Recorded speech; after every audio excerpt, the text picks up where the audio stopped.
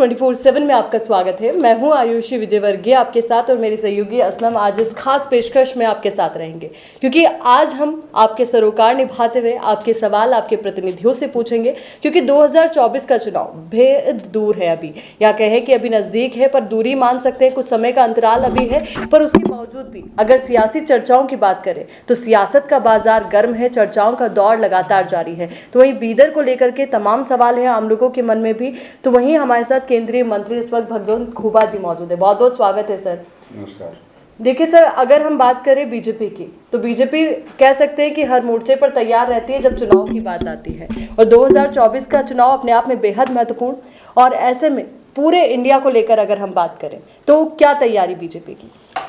Bharatiya Janata party हर चुनाव महत्वपूर्ण है और पिछले 9.5 साल में आदरणीय नरेंद्र मोदी जी का नेतृत्व में करीब 21 करोड़ लोगों को सामाजिक सुरक्षा योजनाओं के तहत लाभ पहुंचाया है और देश के मूलभूत सौकर्य अंतर्राष्ट्रीय स्तर पर नेशनल हाईवे हो, रेलवे हो, एयरवेज हो, वाटरवेज हो, हेल्थ इंफ्रास्ट्रक्चर हो, एजुकेशनल इंफ्रास्ट्रक्चर हो, हर क्षेत्र के अंदर 2014 से पहला जो यूपीए की 10 साल की कार्यकाल की तुलना में अगर हमने देखा तो सभी क्षेत्रों में दुगने से ज़्यादा विकास हुई है। इतना ही नहीं, देश के जनता को एहसास हो गया कि भ्रष्टाचार रहित सरकार है, पारदर्शिता सरकार है और सुरक्षा देने वाली सरकार है। नरेंद्र मोदी जी का नेतृत्व में भारत का छवि अंतर्राष्ट्रीय के स्तर पर विश्व गुरु बनने का कगार पर है। और आज भारत की अगर विकास दर जीडीपी यानी देखा तो 7.8% है, ताकि दुनिया के अन्य देशों का 6% से कमी है, और महंगाई दर 4.25 है, ताकि अन्य देशों का महंगाई दर 8 से ज़्यादा है। बेरोजगार दशमलव दुनिया के अंदर सबसे कमी है, और भारत के अंदर 1.87 करोड़ युवाओं को हमने स्किल डेवलपमेंट के योजनाओं के तहत उनको ट्रेनिंग दी गया है, और वो आज कहीं न कहीं सेल्फ एम्प्लॉयमेंट को लेकर के कहीं न कहीं एम्प्लॉयमेंट के काम लगी हुई है।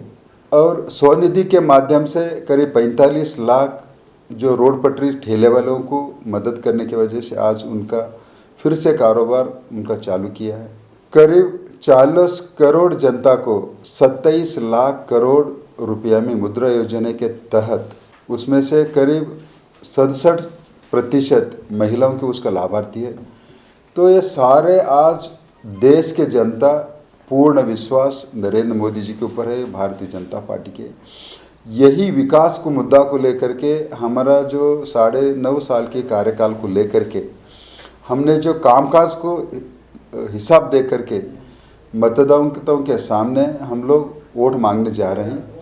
और अभी आपने देखा है कई मीडिया के जरिए जो समीक्षा हुई है, सारे समीक्षाएं मोदी जी को तीसरा बार फिर से चुन के आने में बिल्कुल सरल तरीके से तीसरा बार फिर सत्ता में हासिल हो जाएंगे, ये सारे समीक्षक रहे हैं। बिल्कुल, देखिए सर, ये सारी समीक्षा एक और है। तो वहीं दूसरी ओर अगर बात करें बीजेपी के चुनावी एजेंडा की, तो कई बार आरोप लगे बीजेपी पर कि वो हिंदुत्व के आधार पर चुनाव लड़ती है, ना कि विकास के मुद्दे पर। तो आपने जिस तरीके से पूरी जानकारी साझा की तो ऐसा लग रहा है कि आप विकास को लेकर के जनता के बीच में जाएंगे या हिंदुत्व का जो कोर मुद्दा है? देखिए, विकास को मुद्दा को लेकर के हम चुनाव में जनता के बीच ही जाएंगे, और जब हिंदुओं का भावनाओं को अगर कोई INDIA के गठबंधन की जो घमंडी गठबंधन है अगर कोई छेड़खानी करती है तो निश्चित रूप में हम हिंदुओं का भावनाओं का सुरक्षा के लिए भी हम लोग बिल्कुल कटिबद्ध है।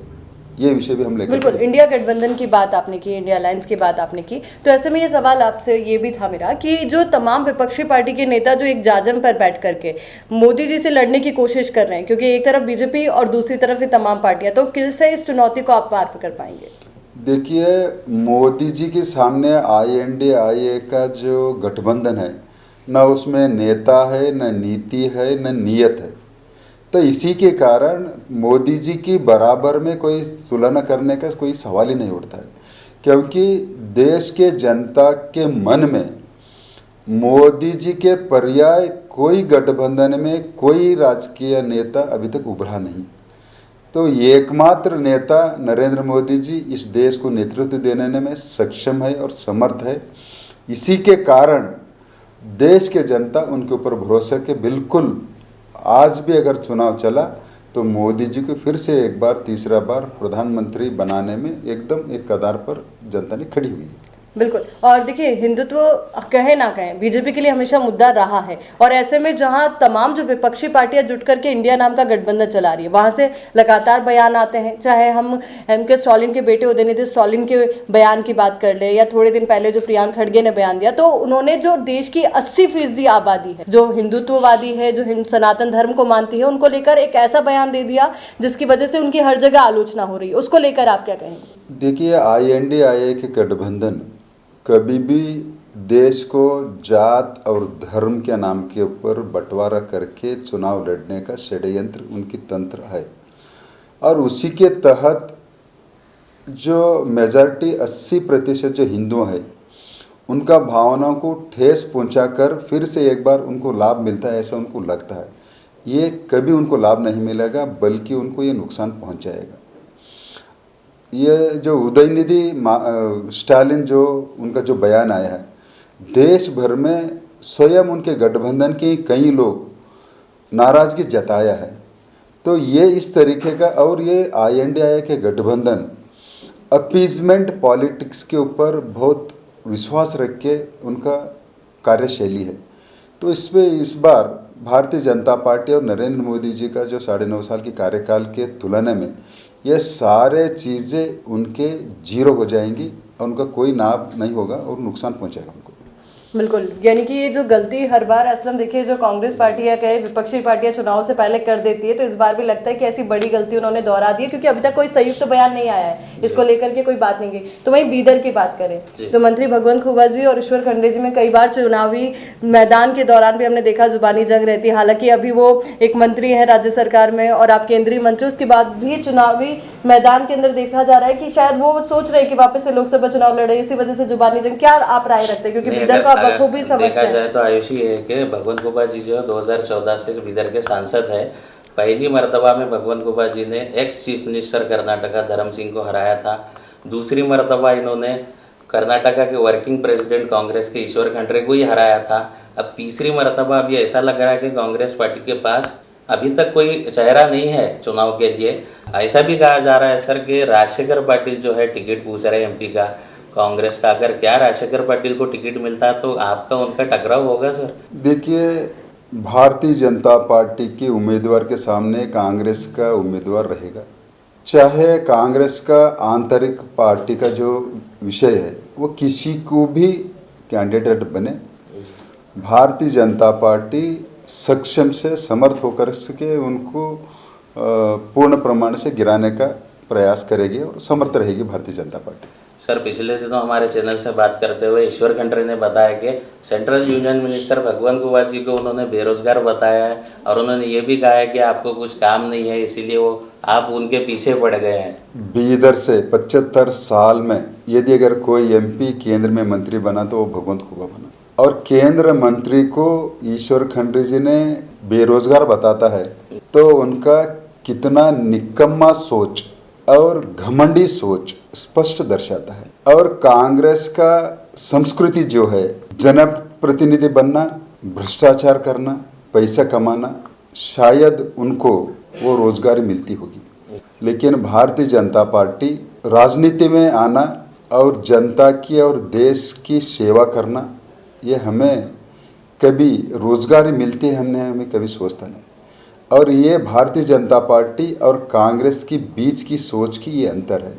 इसी के लिए मेरे को बेरोजगार कहा, और भले ही अच्छा रहे वो रोजगारी कमाते रहे, लोगों का खून चूसते रहे और लोगों से झटका खाते रहे, उनको मुबारक रहने दो। सर, ऐसी बयानबाजी की वजह क्या हो सकती है सर? आपने महात्मा गांधी शुगर मिल के घोटाले की जो आपने आवाज़ उठाई है, क्या इसको लेकर सर वो मतलब आप पर पलटवार कर रहे हैं? देखिए, 60 साल से उनके घर में राजनीति है, लगातार राजनीति कर रहे हैं। कई घोटाले के कारण भी उन्होंने 400 करोड़ रुपया कर्ज लेकर के आज एनपीए हो गया और डीसीसी बैंक के अभी चेयरमैन बनाने का उनका भाई को उनका जो षड्यंत्र चल रहा है। और ईश्वर खंडरे एक बार हमारा मीटिंग के अंदर मैंने पूछा था कि वो लोन के बारे में आपने क्या कहा, तो वो भाई को और मेरे को कोई लेना देना नहीं ऐसा स्पष्ट कहा था। आज स्वयं ईश्वर खंडरे लीड लेकर के भाई को, जो पिछले दिन कोई लेना देना नहीं था, आज वही भाई को फिर डीसीसी बैंक का चेयरमैन बनाने का ये मकसद क्या हो सकती है? 400 करोड़ डुबाना और इस बैंक को भी डुबाना, इसी के लिए। और मेरा दायित्व है, मैं इस क्षेत्र का प्रतिनिधि हूँ और उनका उजागर करना मेरा दायित्व है और मैं उजागर करते रहूँगा। भले वो मेरे ऊपर कितना ही आरोप करे, ये कितना ही गाले गलौज दे, उससे कोई लेना देना नहीं मुझे, मैं ज़रूर करते रहूँगा। सर, ईश्वर खंडरे ने एक और आरोप भी लगाया आप पर कि आपने और आपके भाई ने जो है ब्रिम्स हॉस्पिटल में डी ग्रुप की नियुक्तियों पर घोटाला किया है, इसमें कहाँ तक सच्चाई है सर? देखिए, मैं ये भी स्पष्ट कर चुका हूँ, मेरे भाई लोग काम करके कमाने वाले लोग हैं और ईश्वर दूसरों से डरा के करा के छीन के खाने वाले लोग हैं और कोई नैतिकता नहीं रहता है, ये मैंने कह दिया और उसके जवाब कुछ नहीं आया उनका। सर, इस बार अभी जो चुनाव होंगे सर बीदर में, सर खास तौर से आपका जो मुद्दा होगा सर डेवलपमेंट, किस तरह का डेवलपमेंट इन 10 सालों में आपने किया है सर बीदर में? और आपके जो है 2 सीट और बढ़ गए हैं सर बीदर में बीजेपी के, तो इससे क्या लाभ मिलेगा सर आपको? क्योंकि कांग्रेस भी सर 2 मंत्री है उनके बीदर डिस्ट्रिक्ट में, वो कह रहे हैं कि हम इस बार एमपी चुनाव जीतेंगे। ये किसान का बेटा होते हुए भारतीय जनता पार्टी का एक कार्यकर्ता के नाते से पार्टी ने मुझे मौका दिया, 2 बार यहाँ की संसद बनाई जनता के आशीर्वाद से। और नरेंद्र मोदी जी अपना मंत्रिमंडल में मुझे पिछला 2.25 साल से मंत्री के रूप में काम करने का मौका दिया और 9.5 साल में जितना देश के अंदर सभी क्षेत्रों में जो प्रगति हुई है, वो प्रगति का प्रतिरूप बीदर लोकसभा क्षेत्र के अंदर की आपको देखने को मिलेगा। और ये आम जनता ये सारे चीज़ों से वाकिफ़ है और खुद आपस में जनता बात करती है कि आज तक स्वतंत्र भारत के अंदर कोई एमपी इतना डेवलपमेंट का काम किया नहीं है और इतना लोगों के साथ मिलजुल के रहा नहीं है और लोगों का बीच में रहने वाला एकमात्र एमपी है तो वो भगवंत खुबाई वो दिखाया है।